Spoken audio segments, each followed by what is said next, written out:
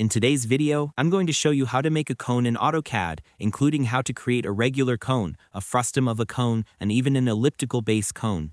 Whether you're just starting with 3D modeling or you want to take your AutoCAD designs to the next level, this step-by-step guide will walk you through everything you need to know. First, open your AutoCAD and make sure you're in the 3D modeling workspace. To do that, click on the gear icon at the bottom right corner and select 3D modeling. Once that's done, it's a good idea to enable the isometric views so you can see all three axes X, Y, and Z clearly. You can do this by clicking on the view cube and switching to a SW isometric view. Now let's start creating the cone. Type cone in the command line and press enter. AutoCAD will ask for the center point of the base. Click anywhere in the drawing to place it.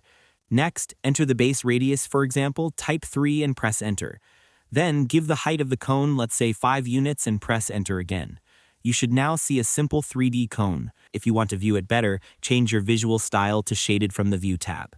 This makes the 3D shape easier to visualize. Now, let's explore more features. Type cone again, and before you set the height, you'll see options like axis in point and top radius. By using axis in point, you can define the cone's direction and height visually by picking 2 points. The top radius option helps you create a frustum of a cone, which is basically a cone with its top cut off. For example, after setting the base radius, click top radius and type 2, then specify the height, and just like that, you'll have a perfect frustum. Want to make an elliptical cone? Easy. Type cone, then choose the elliptical option. Click to set the center, drag along one axis to define the first radius, and then set the second radius. Finally, enter the height and AutoCAD will create a cone with an elliptical base perfect for custom designs. To adjust your cone later, simply click on it.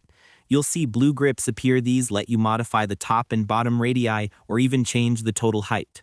You can also press tab to enter exact values if you prefer precision. And here's a quick tip: if you want to make sure your cone snaps accurately to other objects, press F4 to enable 3D object snap. And that's all there is to it. By following these steps, you'll be able to use the cone command in AutoCAD like a pro, creating standard cones, frustums, or even custom elliptical cones easily and efficiently. Thanks for watching, and I hope this tutorial helped you learn something new. If it did, be sure to like, subscribe, and share it with others who might be exploring AutoCAD 3D. Why not help someone build better designs today?